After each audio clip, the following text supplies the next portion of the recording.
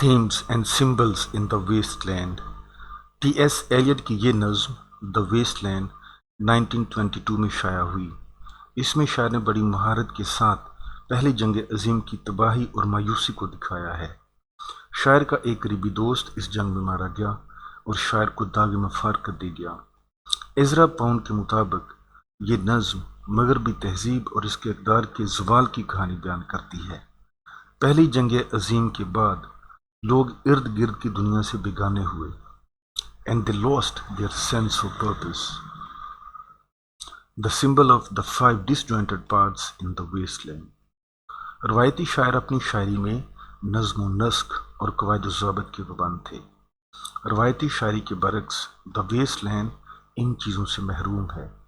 چوسر نے Canterbury tells میں April کے مہینے کو امید اور نئی پیدائش کا مہینہ قرار دیا۔ اس مہینے میں زائرین مقدس تھامس بیکٹ کے مزار کی زیارت کرتے ہیں۔ اس کے برعکس ٹی ایس ایلیٹ دا ویسٹ لینڈ کے شروع میں اپریل کو انتہائی ظالم قرار دیتے ہیں۔ دا ویسٹ لینڈ کی 11ویں لائن میں شاعر نے جرمن زبان استعمال کی ہے۔ میں بالکل روسی نہیں ہوں، میں جرمن ہوں۔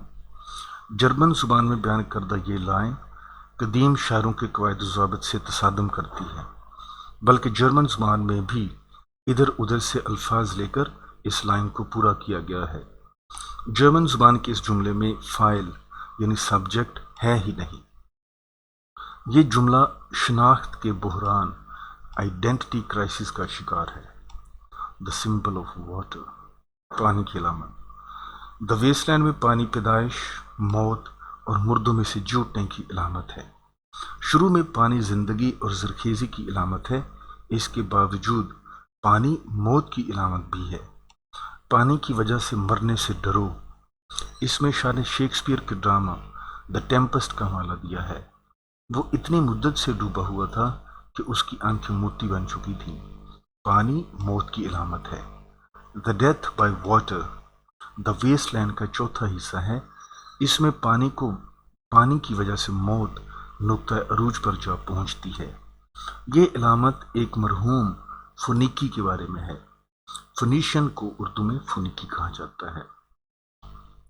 A current under sea picked his bones in whispers, Eliot writes. As he rose and fell, he passed the stages of his age and youth, entering the whirlpool. What the water said, the wasteland کا 5واں حصہ ہے۔ اس میں پانی امید کی علامت ہے جو بنجر زمینوں کو زرخیز کرتا ہے۔ Ganga was sunken and the limp leaves waited for rain while the black clouds gathered far distant over Himavant. ہماوانٹ ہندو مت کا دیوتا ہے اور ہمالیہ پہاڑوں کی نمائندگی کرتا ہے۔ گنگا کا لفظ دریا گنگا کی نمائندگی کرتا ہے۔ ہندوؤں کے نزدیک دریا گنگا پاک دریا ہے۔ اس میں نہا کر وہ گناہوں سے پاک صاف ہو جاتے ہیں اور اسی دریا میں مرنے والوں کی راکھ بہاتے ہیں۔ مندرجہ بالا سٹینزا میں ایلیٹ نے جنگل اور تھنڈر کو پرسونیفائی کیا ہے۔ دور دراز بادل منڈلا رہے ہیں لیکن بارش نہیں برستی، یہ مرجھائے ہوئے جنگل کا مذاق اڑا رہے ہیں۔ مندرجہ بالا سٹینزا میں پرسونیفائڈ تھنڈر اس دنیا کا روکھا پن ظاہر کرتی ہے۔ لوگ اس سے بے نیاز ہیں، ان کی دنیا سے بے نیازی اسپریچول ڈارکنس ظاہر کرتی ہے۔ خشک سالی اور قحط موت کی علامت۔ دا ویسٹ لینڈ جنگ کے جسمانی اور نفسیاتی بھیانک اثرات بیان کرتی ہے۔ اس نظم کا سپیکر خشک سالی اور قحط کو موت کے پیرائے میں بیان کرتا ہے۔ Here is no water but only rock, rock and no water and the sandy road. There is not even silence in the mountains, but dry, sterile thunder without rain. اگرچہ بادل منڈلا رہے ہیں، بارش کا کوئی امکان نہیں۔ گرج چمک بارش لانے کا سبب بنتی ہے، لیکن اس گرج چمک سے بارش کی کوئی امید نہیں رہی۔ زمین کی مانند وہ بھی بنجر ہے۔ گرج چمک کے بانجھ پن نے سب امیدوں پر پانی پھیر دیا ہے۔ انسان اور قدرتی مناظر میں لاگ تعلقی۔ دا ویسٹ لینڈ کا دوسرا حصہ ہے اے گیم آف چیس۔ اس میں سپیکر طنز کرتا ہے کہ انسان نے قدرت سے منہ موڑ لیا ہے، ہر قسم کی زندگی بے جان ہو چکی ہے. The chair she sat in, like a burnished throne, glowed on the marble, where the glass held up by standards wrought with fruited vines. انگوروں سے لدی ہوئی بیلیں قدرتی ہیں، کرسی کی مانند یہ قطعی طور پر مصنوعی نہیں ہیں. دا ویسٹ لینڈ کے کرداروں میں مصنوعی پن ہے. قدرتی اور مصنوعی چیزوں میں بار بار تمیز کا ذکر دا ویسٹ لینڈ میں ملتا ہے. دا ویسٹ لینڈ مرکزی خیال. دا ویسٹ لینڈ میں استعمال کردہ سمبلز اور ان کے مطلب جاننے کے بعد ہم اس نظم کے مین تھیمز کا اندازہ کر سکتے ہیں. دور جدید کی مایوس، بے رحم، بکھری، توڑ پھوڑ کی شکار، بے ربط اور غیر فطری دنیا اس نظم کے اہم موضوعات ہیں. اس کے مرکزی موضوعات کے علاوہ اس میں کچھ ذیلی موضوعات بھی پوشیدہ ہیں، جیسا کہ ری برتھ اینڈ ریزریکشن.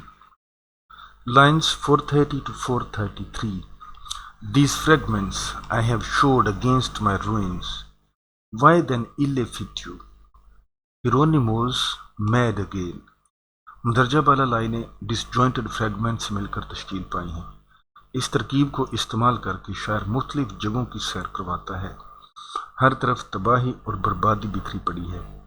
جس طرح جگہیں تباہ ہو چکی ہیں، زندگی کا بھی یہی حال ہے. ہیرونیموز میڈ اگین. اس لائن میں شاعر تھامس کڈ کی اسپینش ٹریجڈی کا حوالہ دیا ہے. جب ہیرونیمو اس کو پتہ چلتا ہے کہ شاہی خاندان کے 2 افراد نے اس کے بیٹے کو قتل کیا ہے تو وہ پاگل ہو جاتا ہے. وہ اتنا غصے میں تھا، اگرچہ اسے قاتلوں کا پتہ ہے، لیکن وہ بدلہ لینے کا موقع تلاش کرتا ہے. ایک دن دونوں قاتل تھامس کڈ سے اسپینش ٹریجڈی لکھنے کا کہتے ہیں. ہیرونیمو قاتلوں کو اس میں شامل ہونے کا کہتا ہے. تھامس کڈ نے اس ٹریجڈی کا قاتل بن جاتا ہے. تھامس کڈ خود اس ٹریجڈی میں قاتل بن جاتا ہے اور قاتلوں کے والدین کے سامنے سٹیج پر انہیں قتل کر دیتا ہے. ایلیٹ کے مطابق پاگل پن کبھی کبھی حکمت کا منبع بن جاتا ہے. داتا دیا دوام دمیاتا شانتی شانتی شانتی. مندرجہ بالا لائنیں سنسکرت زبان سے مستعار ہیں. دا ویسٹ لینڈ کے آخر میں گیو، سمپیتھائز اور کنٹرول جیسے الفاظ رب کائنات کی نصیحت یاد دلاتے ہیں کہ ان خوبیوں کو اپنانے سے ہم باطنی سکون پا سکتے ہیں. یہ نئی پیدائش کا عمل ہے. اس مرحلے سے گزر کر ہم معاشرے کو سدھار سکتے ہیں.